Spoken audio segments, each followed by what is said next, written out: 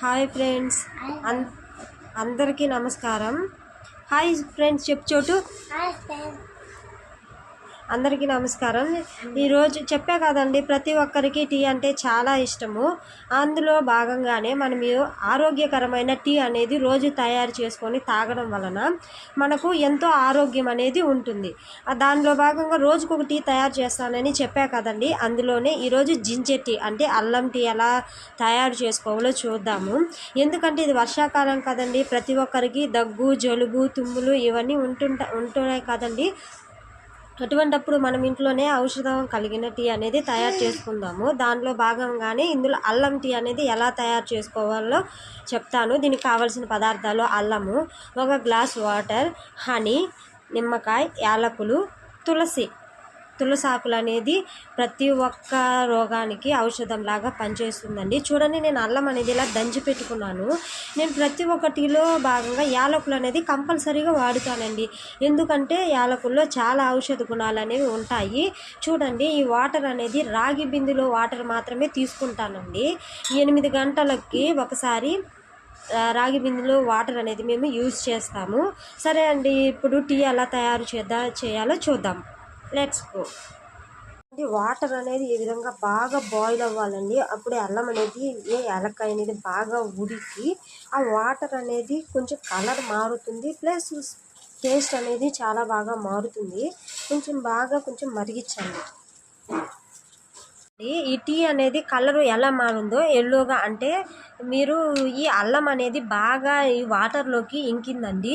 దీంట్లో మనము కట్ చేసి పెట్టుకున్న లెమన్ అనేది యాడ్ చేయాలి. మీకు కొంచెం నేను నిమ్మరసం కూడా పిండుతానండి టేస్ట్ కోసము. ఎందుకంటే పిల్లల కోసం నేను తయారు చేస్తున్నాను కదండి, పిల్లలు బాగా టేస్ట్గా ఉంటేనే తాగుతారు.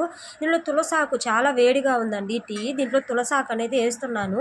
మా పిల్లలకి దగ్గు, జలుబు అనేది చాలా వరకు కంట్రోల్ అవుతుందండి. వాళ్ళు చాలా వరకు హాస్పిటల్స్ కూడా వెళ్ళరు.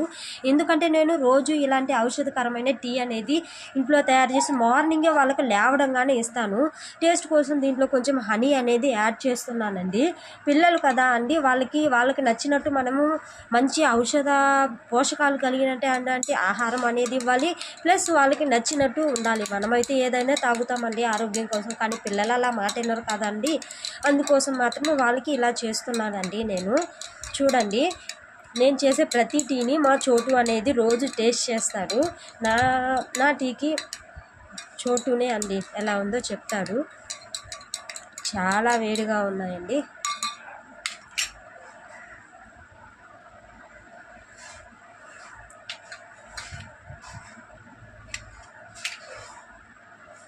కొంచెం యాడ్ చేస్తున్నాను, కొంచెం హనీ కూడా. షుగర్ అనేది మీరు పూర్తిగా అవాయిడ్ చేయండి. పూర్తిగా షుగర్ అనేది మీరు పూర్తిగా అవాయిడ్ చేయడం వలన చాలా మటుకు రోగాలు అనేది కంట్రోల్ అవుతాయండి. పిలుద్దాం, చోటుని పిలిచి టీ అనేది టేస్ట్ ఎలా ఉందో చూద్దామండి. చోటు రాకీ ఎలా ఉంది tea? Thank you Rocky. Tea ఎలా ఉంది నాన్న?